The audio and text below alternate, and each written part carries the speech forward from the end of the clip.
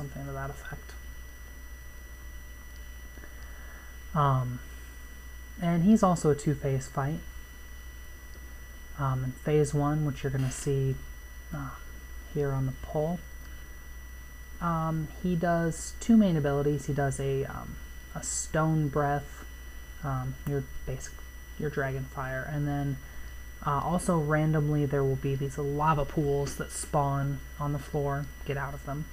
And you can see here he's transitioned to his air phase. It's going to knock down a bunch of rocks from the ceiling. They cause line of sight issues. It sucks. For the healers, for the ranged, basically for everyone except the tank. Although the tank has to remember to keep line of sight on his healers, so it even sucks a little bit for the tank. The other ability he uses in the ground phase, he only uses after an air phase called Crystal Storm. You'll see him start to channel it, hide behind the rocks, otherwise you might die.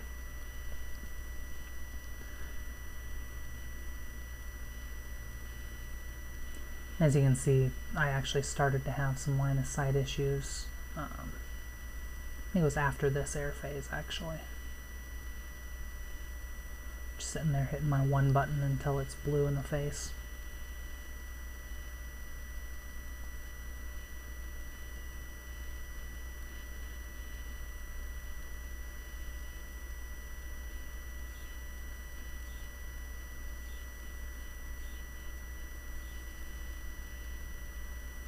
I actually got pretty lucky here. I picked some good spots, so I didn't have any line of sight issues.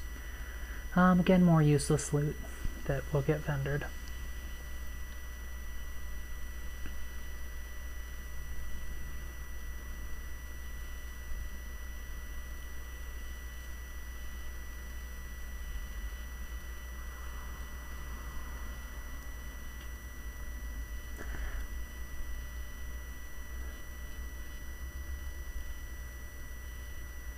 So then we've got another pack of flares here, another 2-pack.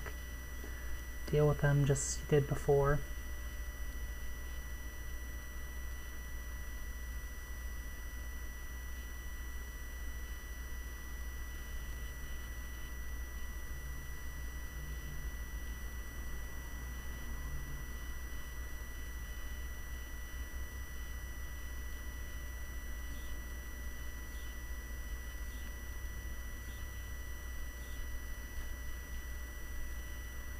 Now these last sets of trash packs kind of have their own little quirk.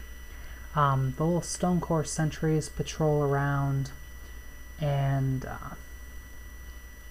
if you don't kill them within a couple of seconds of them getting aggroed, they'll aggro a random trash pack that's within earshot. It sucks. But most of these packs will contain a Warbringer, and then a Rift Conjurer and a Magma Lord, and then an additional either Magma Lord or Rift Conjurer, depending on how unlucky you are with RNG.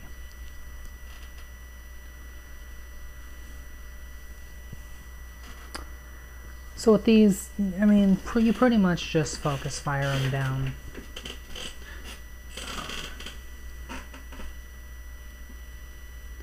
As normal. You also see the other trash in this room are those big maulers.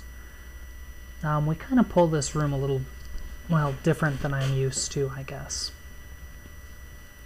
So usually the way I'll do it, at least as a tank, is I'll pull this pack here that we're killing, and then wait for that mauler that you see patrolling away from us to pat back, kill him kind of over in this area, which I think we end up doing anyway.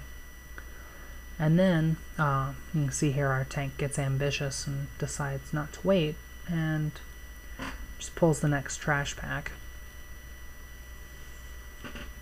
This one is kind enough to contain 3 Warbringers and a Rift Conjurer, I believe. Yes. And there's about 3 sentries that patrol around that pack as well in various patterns. You can see I took the initiative to deal with that one in the middle of the trash pull, because really the only threatening mob in here is the Rift Conjurer because he can spawn adds. You can also see there we got a little bit lucky with that sentry. He was shouting at the group over in the left-hand part of the screen, actually just off the screen. Also, I'm really unclear how we didn't pull the Mauler that time, because he was pretty much right on top of that group we were fighting. But nonetheless, we didn't. It was good. I was more worried about guild chat, as you can see there. Can't read the guild chat, but well, kind of did that on purpose.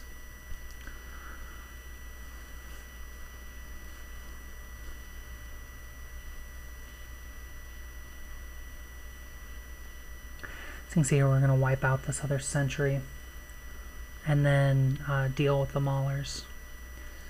These Stonecore Maulers are an exceptionally annoying breed of trash mob.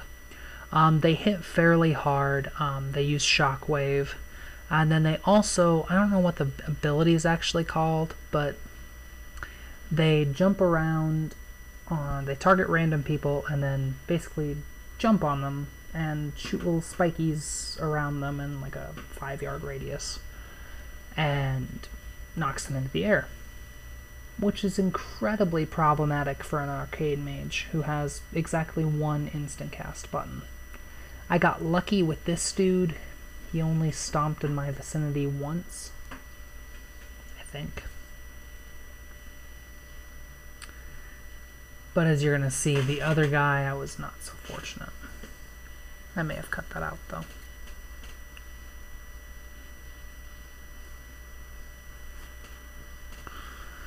In fact, I did. We're now at the third boss. Osrook. He's actually probably about the most complex boss in here. He kind of has a rotating set of abilities. You pull him, and initially you're going to get a few seconds to get initial threat, and then he casts an ability called Elementium Shield. Mages want to give a count to about 1 or 2 and then spell steal it, or shaman can purge it as well, because it gives him about 10 seconds of spell reflect. Now, the reason you want to count to 2 before you get rid of it is that if you don't,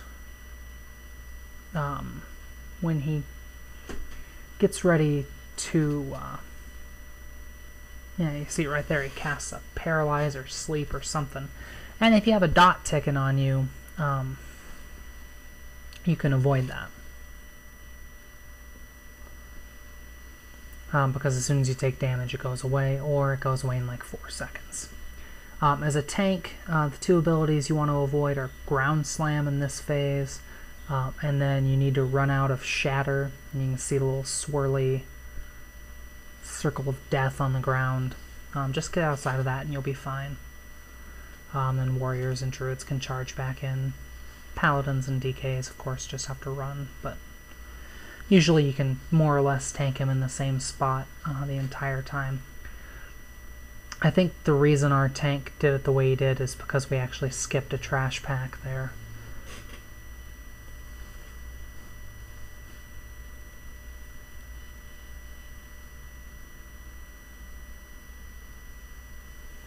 At any rate, he also enrages at like 15 or 20%, something like that.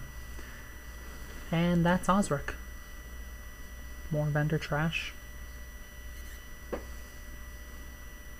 And then you run down a gauntlet-style hallway where there's a bunch of measly little dudes, just like the ones here in front of the boss. We actually managed to aggro the boss before we finished off all our little baby ads, but anyway, here's the last boss, High Priestess Azil, I think is her name. She has 2 main abilities you have to worry about. First is Force Grip. You want to make sure that's getting interrupted. The shaman in our group either doesn't have his interrupt hotkeyed or was just bad, because it felt like I was the only one interrupting Force Grip, which is bad because Counterspell has a 24-second cooldown. Anyway, and she'll usually cast that on the tank, which is exceedingly problematic. She'll also have ads coming in throughout the fight, and she drops these little gravity wells on the ground, which will pull you to the center. They do damage to you, blah blah. At about 50%, she'll put her energy shield back up and summon some rocks. You can see it's very obvious where the rocks are going to fall. Don't stand there. They will kill you. Meanwhile, you can also use the gravity wells to your advantage by positioning yourself to where the ads run through them. It's the ideal way to deal with the ads, because otherwise, as you can see here, they kind of rocked my face a little bit.